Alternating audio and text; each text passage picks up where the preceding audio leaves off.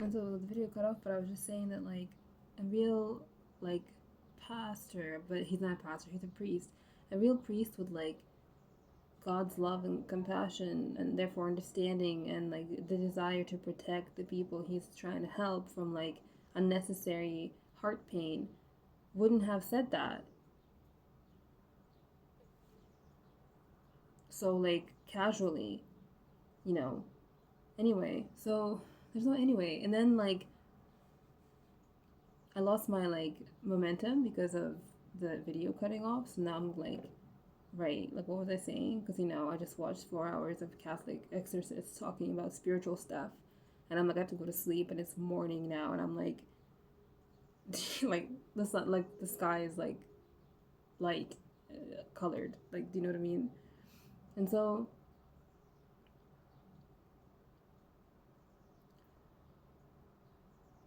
he was talking about how, and this is gonna be, like, intense. So, like, sorry, but, like, this is the part where I'm like, I can't. Like, you're making me sick. Like from, like, the disgust I feel.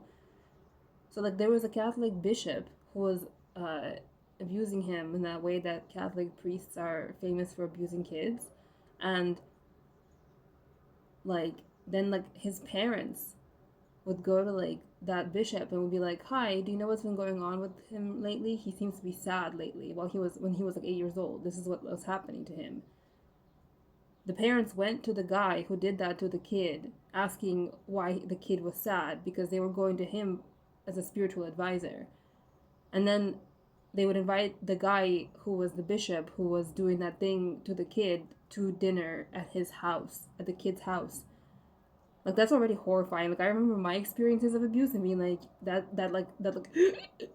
like sensation. I'm like, that's what the kid felt. And then, like, after dinner, the parents would, like, allow the bishop to go and talk with the 8-year-old boy, like, in privacy, because they trusted the bishop to be a man of God, and the bishop would hurt the child in that way that Catholic priests are famous for hurting children in the boy's, like, room in the boy's house where he lived. Like, why in the fuck would God allow that?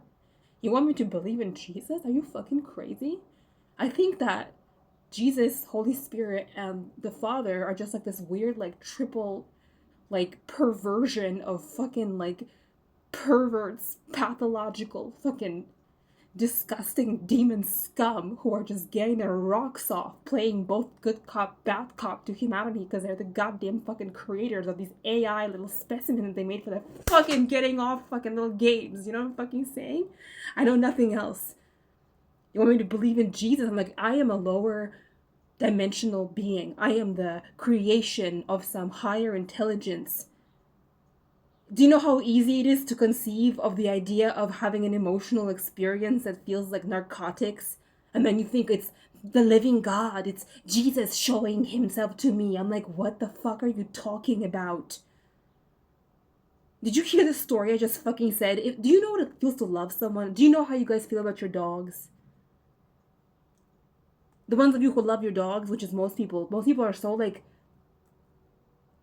fanatical about their feeling of protection and love for dogs. Do you know how you guys feel that way?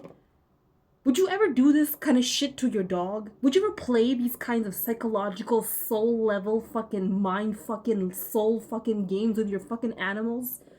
Would you slap them around and, like, assault them and then hug them and tell them, I'm the one who controls your experience, but I love you. I'm the one who slapped you around and allowed that fucker to assault you because I asked him to. But now I'm gonna comfort you, and I'm gonna tell you that you became so much more spiritually powerful and you were able to achieve levels of holiness because you were able to overcome your anger at me and you were able to forgive. And it makes me feel like it's the creator that needs forgiveness, and the creator knows it because the creator understands the sickness that the creator does to the creation. And then it brings in that entire Gnosticism perspective and it makes it feel real. It's like the demiurge is, like, this creator god with, like, a fucking personality split 3 ways. And then there's, like, an actual, like, source of consciousness above the demiurge who doesn't understand real divinity, who was never in the pleroma, which is like the level of ultimate actual like perfect everything.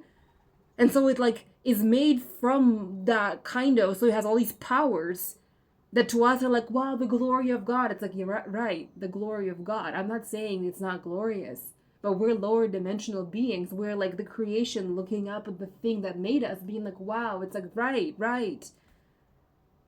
Do you know what I'm trying to say? I'm like, the God of reality of this earth plane of life, like of us, the thing that breathes us can be. You could say, do you believe in God? It's like a different question now. It's like, do you believe in God? It's like, yeah, I can believe in God. The question is God good? Like, who is he? Like, what's his nature? And so I look at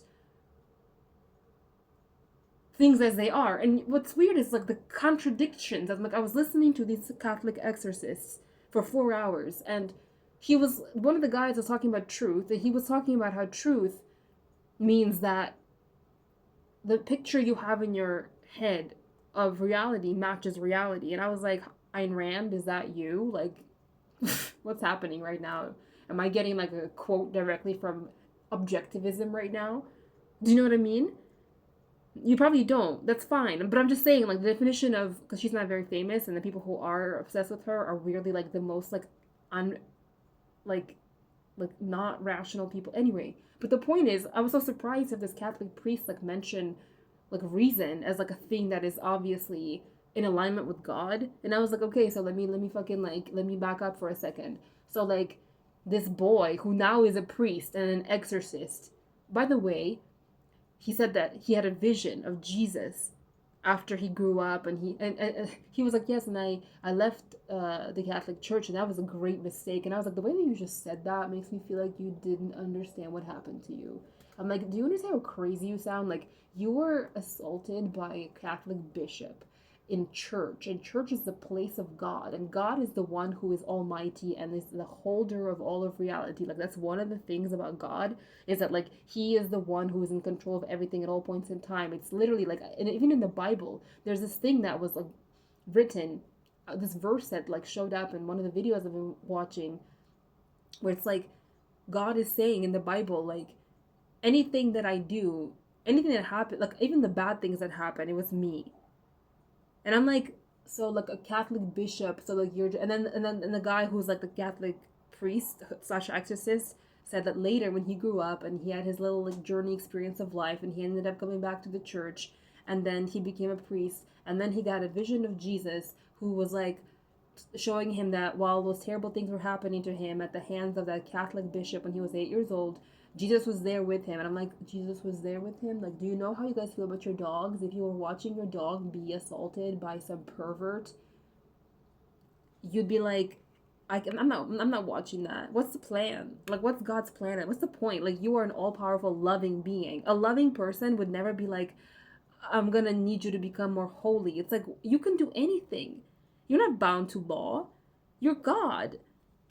You can do anything. You don't need someone to be, you can just make them holier. You can just take them to heaven, and in a state of safety and safety, you could just like help people become holier if you felt like that's what they would be benefited by.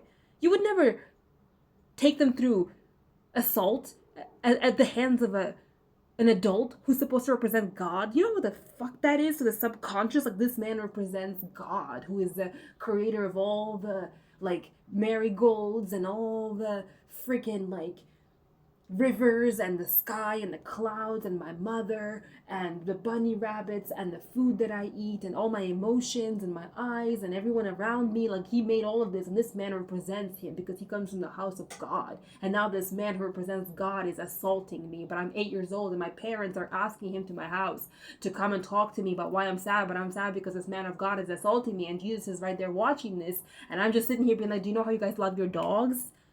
I don't understand why God can't love us the way that humans love their dogs. Like, humans are fallen, they are sinful,